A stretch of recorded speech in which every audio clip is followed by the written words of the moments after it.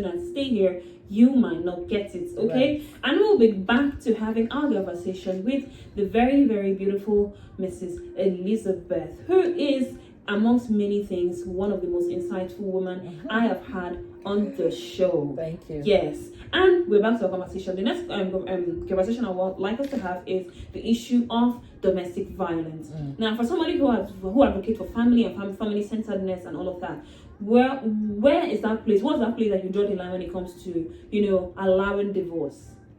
Okay, so we love the family. Yes. Everybody belongs to a family.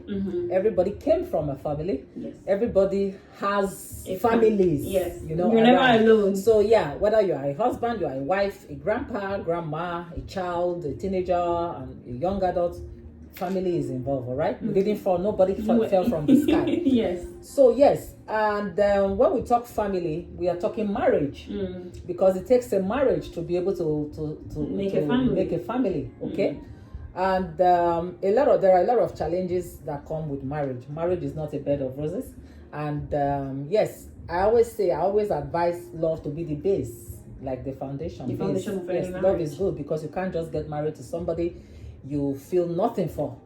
All right, because it will get to a point where it's that love that that is so, yeah. But it's not enough though. It's not enough. It's a good base. It's a good foundation, but it's not enough. There are a lot that are involved. All right, as far as marriage is concerned, things like trust.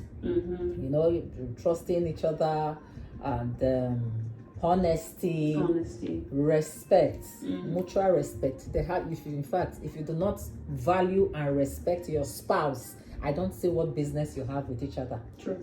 And another word I always say is that marriage is not a poverty alleviation. It's not. It's not. Yes, because people get married for various reasons, and one of the reasons why people get married is don't worry. When you get married, your husband will do it for us. Your husband will buy us a car. Your husband will build us a house. And you might be disappointed. And yes, is your husband? Is the husband? Is he what?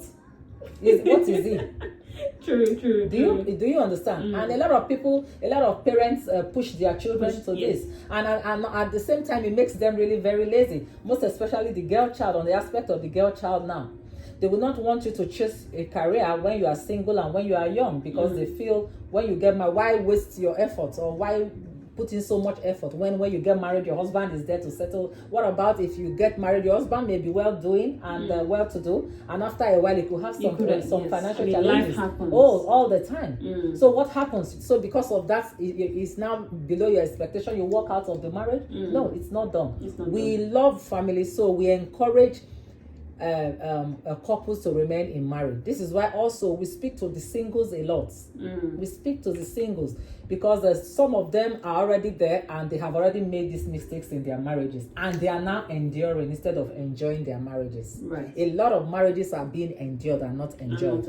All right, because of these mistakes that they had made. So we are speaking to the young ones, to the yet to be married, that please, before you get married, know your spouse. Talk about everything.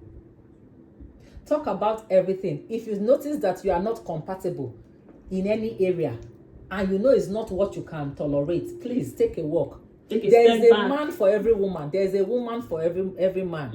If you know that you're the person you are either courting or whatever it is, preparing towards marriage does not go align with your dreams and plan, your inspiration, your goals in life, your values and whatever it is, please at that point take a walk, take a bow, find someone else. And you will get. There is no point being in too much hurry. Oh, I'm 28. Oh, I'm 32. My friends are married.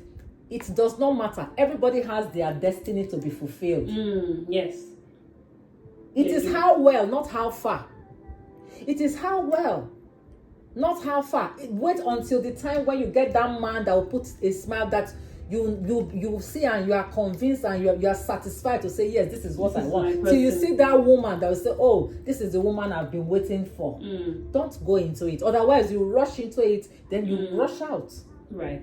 Yes, going back to the domestic violence. As much as we love marriages, we counsel that if you're having any challenges in any aspect of your marriage, financially, your relationship, your emotions, and all that, seek counsel. Seek counsel. All right. But at the point where I say draw the line is when domestic violence is involved. Because that is your breaking point. That's for me. Yes, that's it. Because we have had a lot of women that have died, and let me quickly correct that it's not only women that go through domestic violence. There are men that do too. And you know the way men are, with pride, they hardly say it. They hardly speak out. So women speak out more because I can tell you, okay, it's more common for the woman, for the men that beat up women is more common than that of the men. It does not mean that the domestic violence, the men, it's not. It does not exist. True. It does exist. Okay. My breaking point is once it starts, those children you are saying, oh, because of them, let me stay. Who will take care of them? When a lot of women have passed away with 3 children, 4 children, 5, 6 children, they passed away. The children are still alive today, and they are gone. And they are gone, and nothing is going to bring them back. Nothing. So it's better you take that break, and stay alive for them. Stay alive for yourself. See how to better your life. If you can remedy that marriage, fine. If you cannot, you move forward. It's there's no. It's not. Not a do or die. Yeah, it's not a do or die, and it is not marriage that makes you and I enter heaven. Please do not forget that. Yes.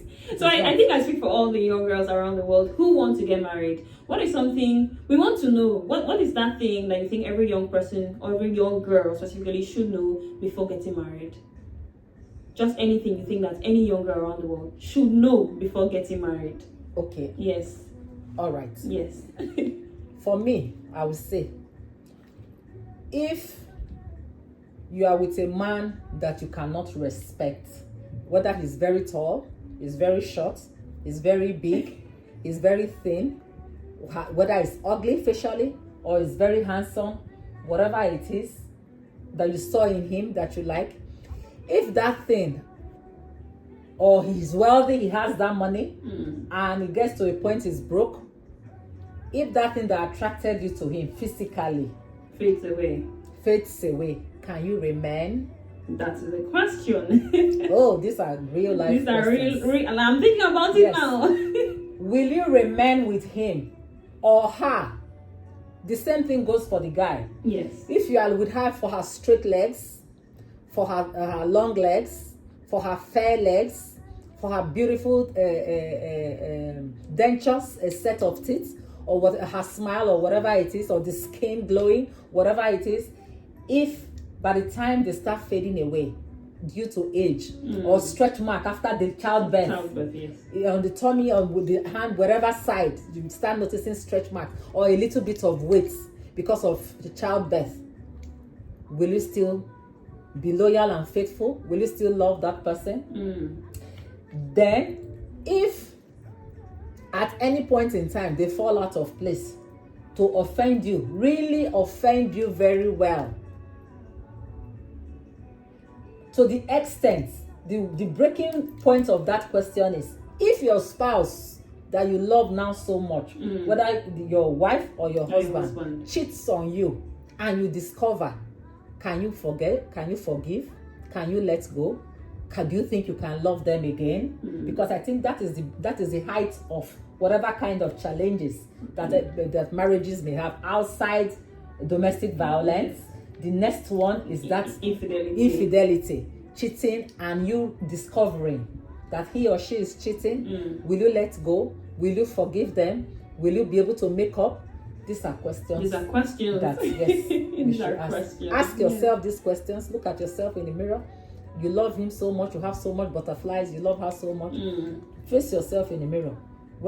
Ask yourself. These are personal questions that you ask yourself.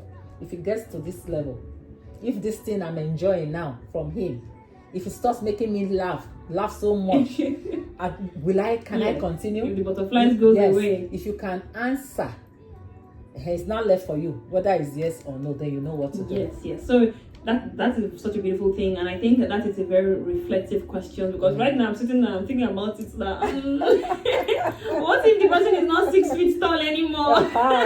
Because it's possible, life happens, What if all of that happens? Will I still? Or I mean, it's been such a very beautiful time with you, and I mean, I have like a ton of questions to ask you, so we'll just do it very quickly before we leave, because I mean, it's 3:43 already, and we talked about, or you were talking about the other time about, you said to the men, and I heard it very loud and clear, that the women of this generation are not your mothers. Do not expect that, the women of this generation are like your mothers. We are not, we do not want to be, and I don't think we should be. What is one thing you think that women of this generation and youngers of this generation are doing that are pushing women, to be better version of themselves than women of the previous generation did? The taking care and bringing up children of this generation is very hard and difficult. As a parent, I'm telling you. Oh yes, as a parent, I'm telling you this, because. Do you think it's because men of this generation are more intentional when it comes to child upbringing and parenting? Do you think it's because it's more? Because the other generation intentional, yeah. Do you think that's the case? That's like my age now. Whether we are more intentional, yeah. When it comes to parenting, no, I don't think we are intentional. I think we are careless. Really? Oh yes, I think most of the women, the parents in my generation, most of us are careless. Oh yes, I think we are careless because the times that our parents brought us up was less challenging than the times we are in right now. And we were, like I will always say, when your parents, even if you are offended by what they tell you, you have to obey first. They say it, there are rules and regulations. Oh, they never born you. You can't step. Oh yes, and but if you do, your punishment is waiting for you. Yeah, you can't escape it. Flogged. Oh, you can't escape it. But right now, how many that is gradually wiping away? We've been told not to flog our children. Yes. Do you agree with that? Well, I still feel that when necessary, there should be flogging here and there to reset you. To reset you when necessary. Yes. And when I say not just carrying something and throwing at your child to get them injured, you intentionally get a cane. Be intentional. Be intentional. Yes, and not when they are already teenagers, and when they are growing up as children. Yes, that's when you do that correction. Before they get to a stage, they be teenagers and they are already bent, and you cannot straighten them again. Right. You understand? Right. So yes, and it is more difficult now because of the generation we are in. The world is a global village right now. It is. During our time, we didn't look at you alive. Yes, I know. And we didn't have internet. And because of one other thing, I sympathize with them to an extent because of what they see, because of what asset they have access to information. True. So much information. They see, they hear, even when they are there for positive, for a positive, maybe they are studying or whatever, you see things flash up, and children with their being inquisitive, before you know it, they just click and I want to. Yes. So I sympathize with them. It is it's a wake-up call for parents. And like we have said, because of the COVID era, the lockdown, the loss of job, life is hard, life is difficult, the economy is not friendly and all that. Parents have to go out there to work. And two of the normal job. Yeah, exactly. So they neglect these children. True. Another thing I tell parents, prospective parents, couple that want to plan your children. Don't just have children by chance. Plan your children. One, you feel, okay, what do you do? What does she do? What is your income? What do you earn annually? And that, plan how you spend. True. Is it 2 you feel you can take care of? Is it 3 you feel you can take care of? Plan them. Don't just shoot out babies because babies are a blessing from God. Those days are gone. You don't do that anymore, because you end up bringing them and making them suffer, make them go into the streets, the drug addiction and prostitution and all that. And that's not what we want to see. We don't want to see the streets filled with such anymore. True. So the parents of this generation have to be even more intentional than our parents. And you don't think that's the case now? Yeah, no, they are not. They are not, because they are out there looking for their daily bread. And another thing, these children get abused when they leave them with either house helps, uncles, aunties, gate men, drivers. They abuse them. True. Speaking about abuse, I think that's something we should talk about as well, right? One of the things that, like I said in the beginning of this conversation, is something I admire about you so much is your confidence. And you spoke about, growing up a very confident person, judging from the kind of people you grew around and all of that. Now, for children, for the girl child specifically, who grew up in an environment where the most intimate, because according to reports and research, it said that most of the sexual abuse cases for the girl child, boy child, but just focus on the girl child now, happens by someone who is around the family. That's someone they know. Someone they know. Yes, it's always the case. And most of the time, someone they know and trust. Yes. So some of the times, these children, kids, sometimes even teenagers, sometimes even adults. Yes, they find it difficult to even talk about it or even report it. How do you think that the society or the family will encourage more assertive young girls, more confident young girls to talk about those things that they consider shameful? Because some people, it might not even be sexual abuse or sexual assault or anything. Sometimes it's young girls even trying to relate their goals or their dreams. Just like you said, that in some families, girls are told to just sit at home and their brothers will go in their stead. Yes. So how do you think the family, is supposed to help aid the assertiveness and the confidence of the girl child? It goes back to child upbringing. Okay. You catch them young. You start on time. By the time your child is 1 year, 2 years, and they can talk, they can begin to, you can communicate with them. Begin to teach them the body parts. Okay. Yes. Okay. Begin to teach them what this is, what this is, what this is, what and not by nicknames. No, not nicknaming. Call it as it is, and tell them what is used for. Tell them the areas that are private parts, areas that are meant to be covered, and you can see these days that you go to a reception, you see girls advertising their boobs. Yes. It's shameful. Each time I go and I see, I feel very bad for them. I feel very bad. How they influence each other. You see them all the curves all open, and you call that fashion? No man will see such and take them seriously, but they don't know. They see it as fashion. And another thing, the challenge I have with this generation, they don't care. Yes. How can you not care? So it's you see, it's the trace back to the beginning. Teach them what the body parts are. Teach them the parts of the body that should and must be covered up by your clothes, by your what you are wearing. That the armpits, the areas that must not be exposed. Let them know. Let me tell you something. However, this bad the society has become, because the society it's not helping as well. Okay. The society there's a lot of twist in the society. You're right. That you see people grow up and they begin to accept things that the society has begun to accept. And accepting them and making it a norm does not make them right. All right? By the time you bring up your child well, give them a good foundation. No matter how the kind of influence they go out there to have, if it talks into their heads, they may attempt it. They may test waters and try it. But that value, that thing you put in them that is already good, it will bring them out of it. True. And of course, wherever you are, there's a level, to which you can keep an eye out on your children. Like I said, by the time they go to the university, I think that's the last straw for parents, because you can't be there with them. They can't be going and coming. At least secondary school, you can decide not to keep them in boarding school. You can decide that they go and come. But that when they go to the university, then that's when you put them to the test what you have taught them. Okay. By the time they go and come back, you engage them. Talk to them, have a discussion with them to know what new thing they have learned. True. And also, before they get to the university, you have to let them earn your trust so that they can always come and give you gist. Yes, about what if you let them not to trust you as a parent and they begin to trust their friends or other people, that's already you've lost them. They will never come and tell you anything that is pertaining to them, that is private to them. You are their parent, yes. But if you don't win that trust in them from a very early age, from a tender age, Once you lose it, you've lost it. Yes. And there's nothing you can do about it. So yes, all of these things that you have said is teaching them from the beginning.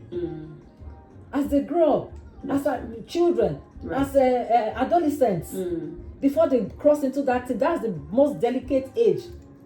Adolescents, that's 9 to 12. Okay. Before they enter 13, they become full-blown teenagers. I'm not a mother yet, but I'm learning so much now, and I think I'm ready in this few minutes that I've been with you. Oh yes. Yeah. So it's very, very important how they dress, how they appear. They are trusting you. Yes. Then on the aspect of domestic violence, let them know that if anybody touch them inappropriately, they should come to you. If you are far away, they are in boarding school, they tell them to report to the teacher, the head teacher, whoever is available. Let them know how to speak out. Then as for the singles, the young girls should be trained, not that a man, you will eventually be under a man, which we know. Allow them be inspired, get inspired, chase their dreams, enjoy their spinsterhood, enjoy their singleness to the fullest. And again, parents will say, if you get too wealthy, if you make too much money as a young girl, men will run away. No man is going to run away. Okay, if that's why they are running away, let them run away and have a good life. Encourage your daughters to have a good life. Don't wait for men. Support your children, parents. I'm talking to parents now. Support it. Teach them to be independent. Independent women. Teach them to be independent. Let them acquire a skill on time. Get a skill acquisition on time. Let them be able to make their money no matter how small. And stop making them depend on men. And for the men as well that are like, okay, what do you have to bring? What are you bringing to the table? What are you bringing to the table? That's a talk for lazy men. Oh, a woman is created to be catered for by a man. But even you heard me now, I'm balancing it now. I'm not saying sit down and fold your hands and wait until you get married. No, do the best you can. Why? So that you have something off your sleeve. By the time you are in that marriage, your spouse has a challenge of any kind, you can support. Women are helpmates as meant to support their spouse, their husbands. Wow. Then men, don't sit down to say until a woman is bringing something financially. Why are you a man? A man is a natural born leader. God knows why he made the man the leader, the head. The Bible says that the woman is the head over the wife, as Christ is the head over the church. True. So you don't start pushing your responsibility to the woman by telling her to bring what is she bringing to the table. Everybody has their role to play, and it is good, and it's easier when you begin in those roles that you have to play. You begin to support each other. Thank you so much. I mean, we are far behind. We're still around, but just we'll do one thing. At the end of the show, because this show sadly is coming to an end, and I hate that it is. But when we have fun, that's when time runs. Yes, and I even noticed that we're so far behind. Yes. But very quickly, what is one last thing? If you had the chance to tell all the girls in the world just one thing, what's that one thing you would tell them quickly before we leave? We have just 2 minutes to leave. Just one thing you tell all the girls in the world. Know who you are. Know who you are. Don't try to be someone else. Be the best version of yourself. Don't try to be someone else. Okay. You can have role models and all that, but the way you have been created, the way you grow up to know that you are, love yourself. You can't give what you don't have. If you don't love yourself, you can't love someone else. Let's not joke with that. Wow. Enjoy your spinsterhood, your singleness. Enjoy it to the fullest. I didn't say go and live a wayward life. No, that's not what I'm saying. That's not what my own definition of enjoyment is. Okay. Is explore, explore very well. Thank you and so have much. something that you are doing. Make sure you have something at hand before you join that man to Thank you go into marriage. So much. This has been such a rich conversation, and really I've learned a lot. I have my pen and my